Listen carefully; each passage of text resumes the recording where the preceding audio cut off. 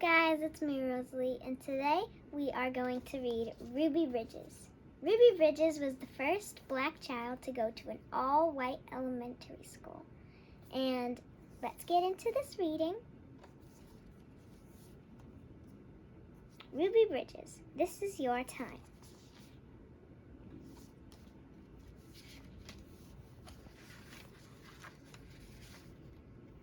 This is your time.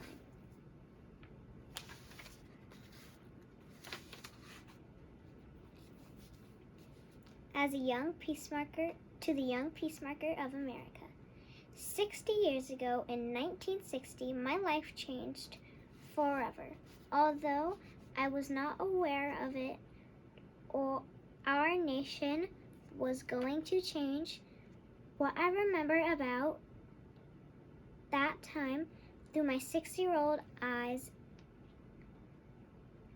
is that was extreme unrest that, like we today, I was chosen to be the first black child to go to an all-white school, William Franz Elementary, in my hometown, New Orleans.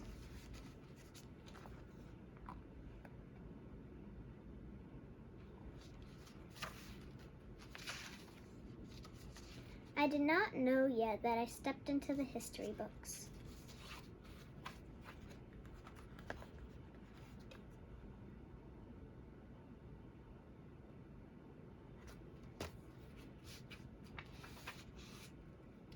For my full first grade year, I was escorted to and from the school by federal marshals under the order of the President of the United States, because people were afraid of my safety.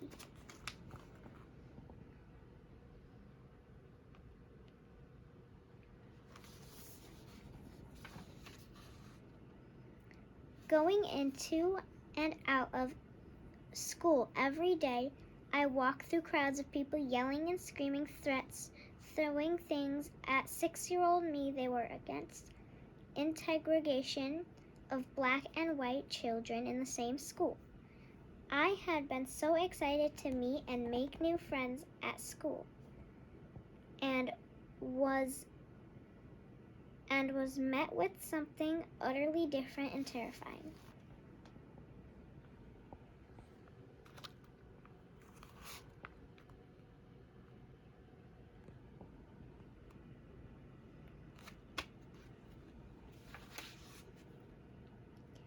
It was a difficult decision for both of my parents to agree to let me go to a school along with the marshals, especially for my dad, but they both knew it was necessary.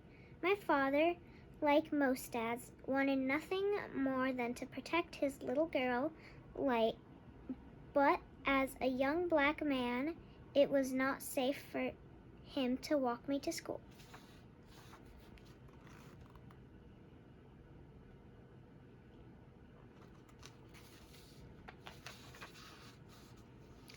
My father loved me more than I would ever know, and I felt that he was my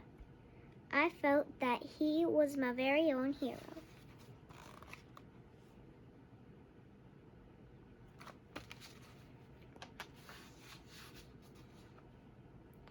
He was also a real hero, having received a Purple Heart for bravery while serving overseas in a Korean War. But he did not return to a hero's welcome. There was little work given to young black men then.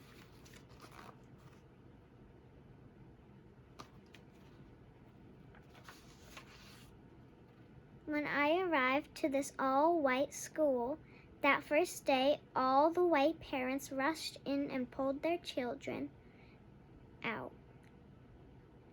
They didn't want their children going to school with me. But why? I didn't understand. They had never met or even seen me before. So how could they know what kind of person I was? But none of that mattered. I don't think they even saw a child. They just saw the color of my skin, and it was black.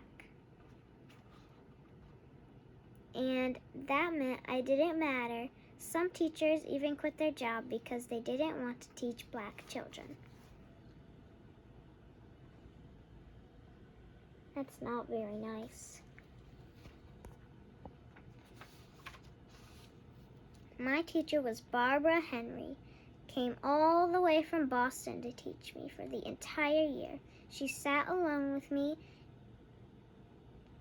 in that classroom and taught me everything I needed to know. She really made school fun. We never missed a whole day in that entire school year. We knew that we had to be at school for each other.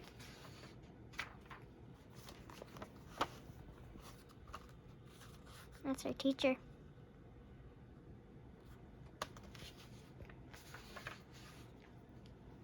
I felt safe and loved because of Miss Henry, who, by the way, looked exactly like the woman in the screaming mob outside. But she wasn't like them. She showed me her heart. And even 6-year-old me, and even at 6 years, I knew she was different. Barbara Henry was white and I was black, and we both mattered to each other. She became my best friend. I knew that if I got safely past the angry crowd outside and into my classroom, I was going to have a good day. They're both still alive. That's her teacher, and that's her.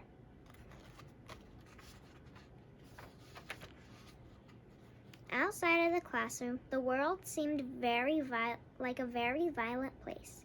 I later learned those people who were in the mob and had hated me solely because of my color of skin. That's a mob.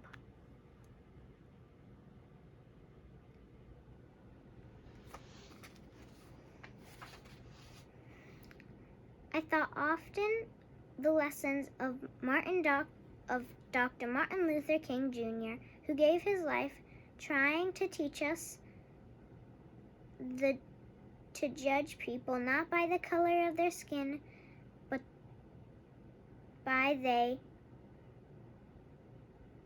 the content of their character. Truly, these people did not agree with him.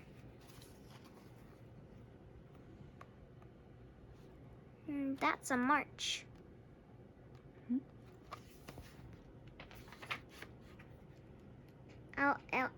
Our elders said back then that if black folks really wanted to see something change, they had to step up to the plate and do it themselves. Somebody had to be the first, but because I was first, my father was fired from his job.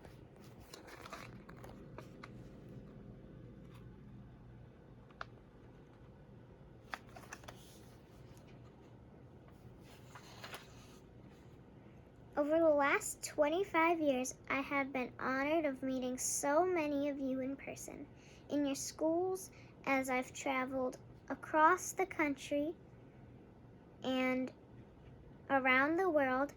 In your faces and through your interactions, I have seen innocence, love, respect, kindness, and sometimes even sadness. And that's her at some type of school or like anywhere.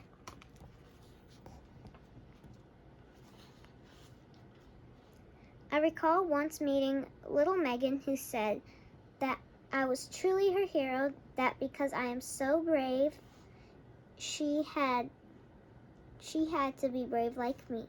And she had to seek help because her father was abusing her mom. Megan truly a testament to bravery and the midst of sadness.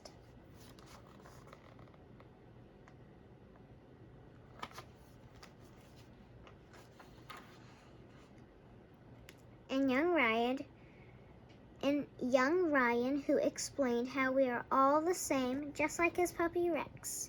His golden retriever is long, fast, and does awesome tricks, and he loves it more than anything. Jimmy, Ryan's best friend, has a collie that is black and has white spots, and it is not quite as fast as Ryan's dog, but it's smarter. Jimmy's loves his dog too. Yes, the dogs are different, but they are still the same, and they're both loved. Both dogs are the same. I see that is true exclamation of the world and respect. And another time I met Vay, who said we are all like a bag of M&Ms. Different on the outside, but same on the inside. Gotta love those M&Ms. Oh, we skipped a picture.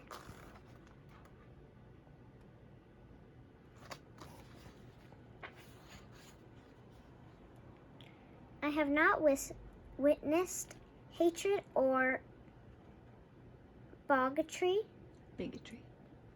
bigotry when I've looked into the eyes of young, regardless of what you looked like or where you came from. I saw some of my 6-year-old self in you. You did not care about the color of each other's skin, and I have loved seeing that because I saw hope. Hope that most people don't get to change to see, and I thank you for sharing that.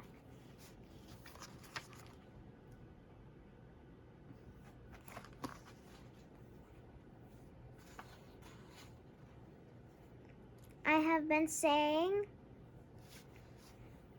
saying for many years now how I believe racism is a grown-up disease and we adults must stop using you, our children, to spread it. None of you is born into the world racist. It is us adults who pass racism on. In so many ways, we have failed you by not setting examples you deserve. I have always believed it is our role as grown-ups to guide, lead, and teach our children to set the best example, just as you do, just as much do as you grow up.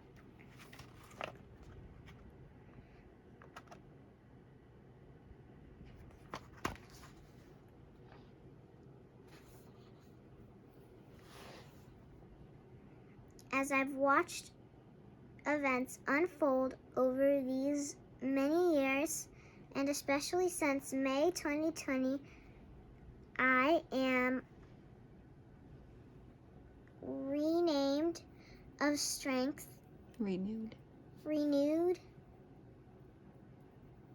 reminded of strength and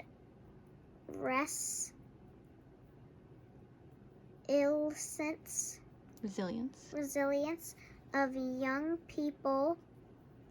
I agonize over agonize over the horrific violence we see over and over against Black people.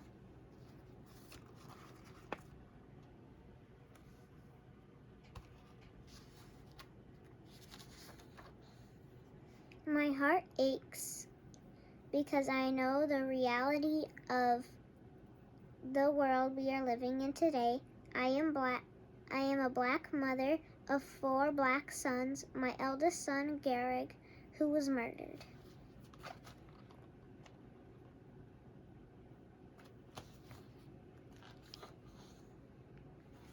The loss of any child, no matter what their age is a parent's worst nightmare. Such a loss does destroy families. I feel the pain. My heart goes out to all those who experience Black's lives lost. Those lives had been meaning and purpose to their families, so indeed they mattered.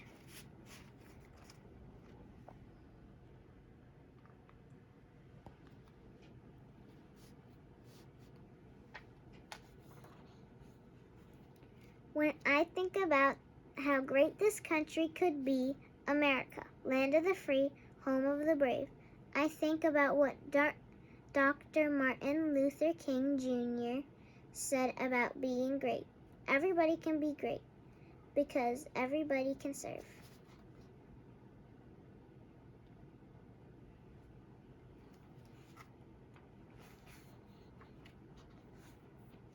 You only need a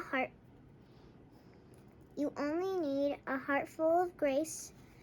Really, it is that love and grace for one another that will heal this world. It is that love and grace that will allow us to see one another as brothers and sisters. It is love and grace that will allow us to respect the many ways God has made all of us unique and will allow us to turn our stumbling blocks into stepping stones.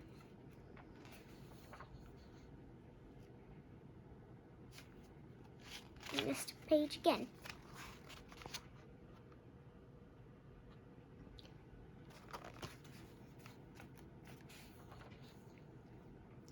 Stepping stones toward the America we know. We can be united, one nation under God, indivisible, with liberty and justice for all.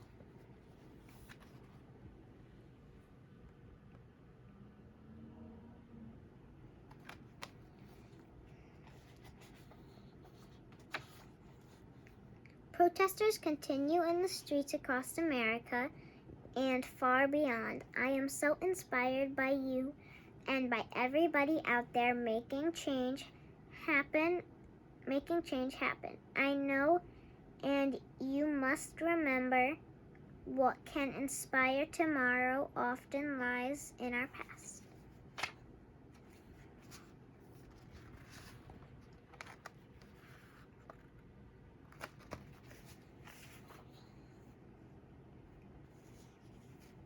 May my past, my story, inspire you.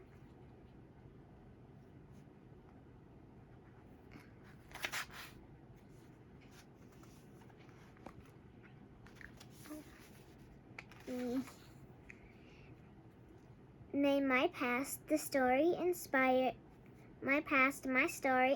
you. The first steps toward changing are never easy, but 6-year-old Ruby Bridges taught us that it is necessary to take those steps.